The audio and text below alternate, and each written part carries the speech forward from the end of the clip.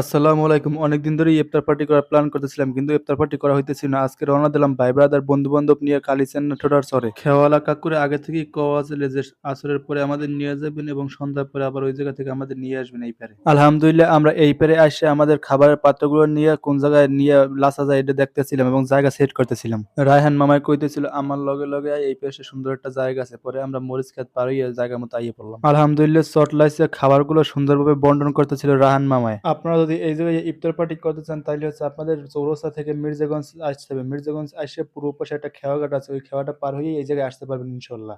যাই হোক আমাদের প্রোগ্রামটার ম্যানেজিং ডিরেক্টর আছে রায়হান মামা, যে সবগুলো আইটেম সুন্দরভাবে নিয়ে আসতে পারছে আলহামদুলিল্লাহ। নদীর পারে পরিবেশটা ছিল জাস্ট ওয়াও। ৩ নদীর মাঝখানে সুন্দর বাতাস আসতেছিল, সুন্দর একটা ভিউ ছিল এবং অনেক সুন্দর আবহাওয়া ছিল। ওয়েদারটা আছে অনেক সুন্দর মাশাআল্লাহ। কিছুদিন পরে হয়তোবা সৌন্দর্য আরো বাইরে যাবে, কারণ হচ্ছে গিয়ে পটুয়াখালী এবং মির্জাগঞ্জ সেতু নির্মাণ হইতেছে। নির্মাণ হইলে সেতুটা তাইলে অনেক সৌন্দর্য বাইরে যাবে এবং পর্যটন নগরী হয়ে যাবে ইনশাআল্লাহ। যেমনটা আমাদের লেবুখালী ব্রিজ। যাই হোক ইফতারের সব আইটেম গুলো প্লেটে দেওয়া হয়ে গেছে এবং বুট দেওয়া বাকি আছে। পরে বুটগুলো দিয়ে আমরা সবাই মোনাজাত ধরলাম। ইফতারের আগমনের দোয়া কবুল হওয়ার সময়, তাই অবশ্যই আমরা সবাই মিলে দোয়া এবং মোনাজাত ধরলাম। ইফতার করার পরে যদিও এই জায়গায় আমরা মাগরিবের নামাজ আদায় করছিলাম এবং ইমামতি করছিল সবুজ ভাই। যাই হোক ইফতারের টাইম হয়ে যাওয়ার কারণে আর কোনো ফুটেজ তেমন নিতে পারি নাই। আজকে এই পর্যন্তই। আবার দেখা হবে নতুন কোনো ভিডিওতে ইনশাল্লাহ।